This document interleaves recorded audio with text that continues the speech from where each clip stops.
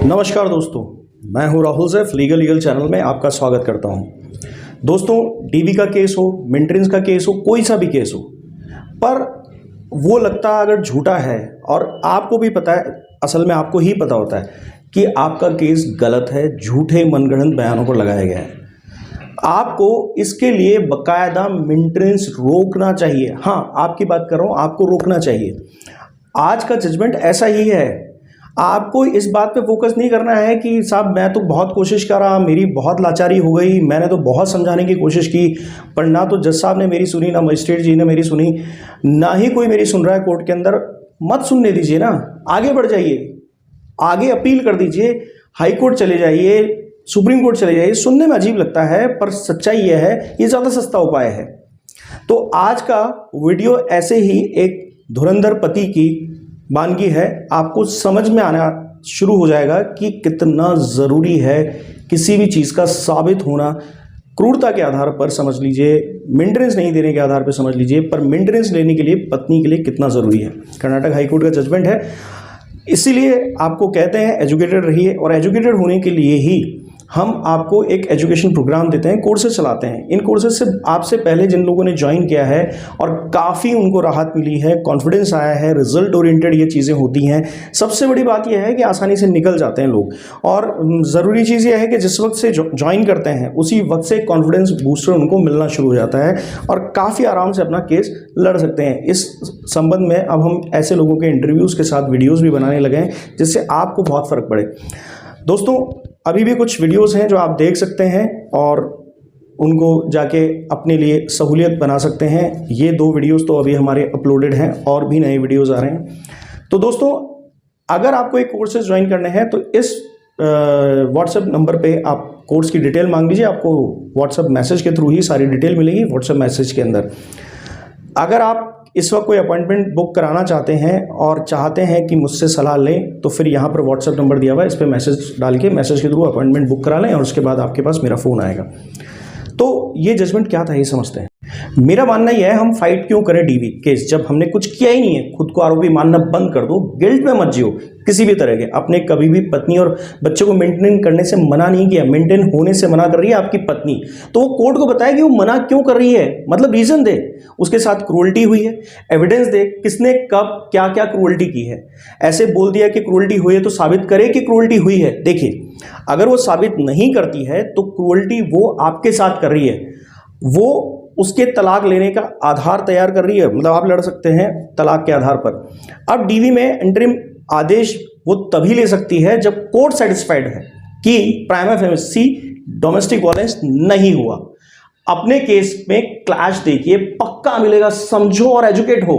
इस बात को हम एक जजमेंट से समझते हैं जो कि कर्नाटक हाई कोर्ट द्वारा सुना गया, जिसमें पति ने डीवी केस में रिविजन पिटिशन लगाई और लोअर कोर्ट के ऑर्डर के अगेंस्ट पत्नी के फेवर में जो था, उसमें बोला गया था कि कानूनी मुद्दों का विचार किया जाए, इस आधार पर अपील स्वीकार करें और अंतिम निपटान के लिए विचार करें।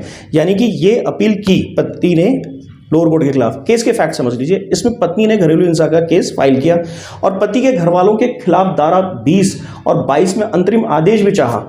आधार यह था कि उसकी शादी हुई थी और उससे दहेज मांगा गया, शारीरिक और मानसिक क्रूरता भी गई, पत्नी और बच्चों को मेंटेन नहीं किया गया। कोर्ट ने प्रतिवादी को यानी पति को सम्मन किया, पति ने ऑब्जेक्शन में जवाब दे दिया।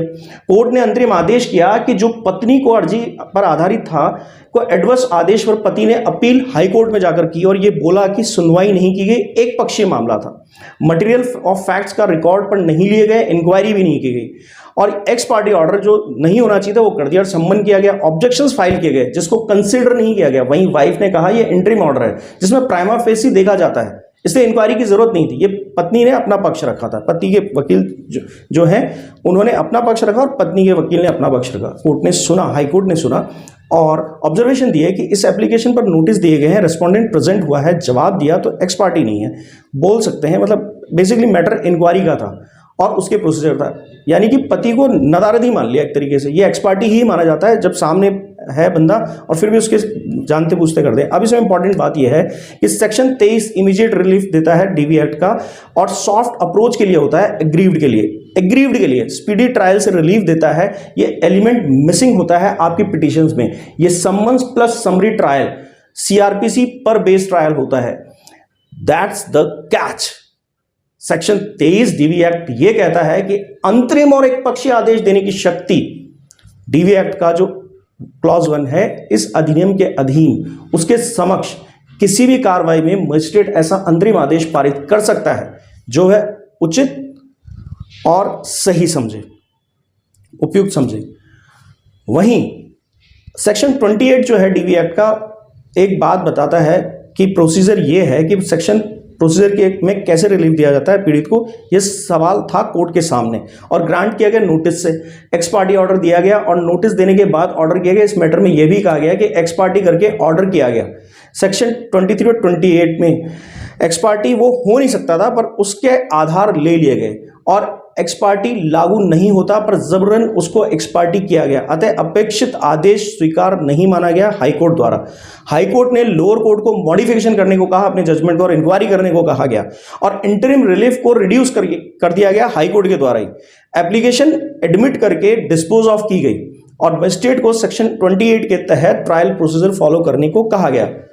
तो यानी कि कहने का मतलब है लड़ाई करवा दो सेक्शन 23 और 28 डीवी एक्ट के अंदर।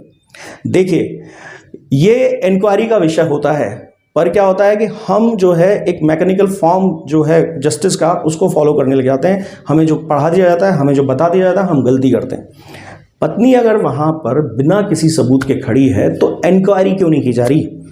आपके भी खिलाफ होनी चाहिए और पत्नी के भी खिलाफ होनी चाहिए और फिर उसका कंक्लूजन निकाल के ही तो डिसाइड होगा कि वो एग्रीव्ड है। एग्रीव्ड होने का मतलब ये नहीं कि जाके कहानी सुना तो और आप एग्रीव्ड हो गए, नहीं।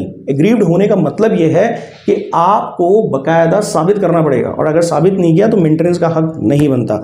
इसमें भी इंटरिम मेंटेनेंस को जो है वो मॉडिफाई जरूर किया गया, पर यह बात हाईकोर्ट ने रख दी कि अगर इंक्वायरी में कुछ नहीं निकला तो पति को किसी भी हालत में गलत नहीं माना जाएगा। यानी कि मेंटेनेंस जो है वो पत्नी को तभी मिल सकता है जब ये साबित कर दे कि वो एग्रीव्ड है। दोस्तों, अगर वीडियो अच्छा लगा लाइक कीजिएगा, शेयर कीजिएगा और कमेंट सेक्शन में बता के जाइएगा कि आप इस जजमेंट से अपने डीवी केस में क्या फायदा लेने वाले हैं, कितना फायदा लेने वाले हैं। और सब्सक्राइब कर दीजिए मेरा चैनल, पहली बार आए हैं, देखते रहते हैं चैनल, तो कंटेंट अच्छा लगता है तो लाल बटन दबा दीजिए हल्के से।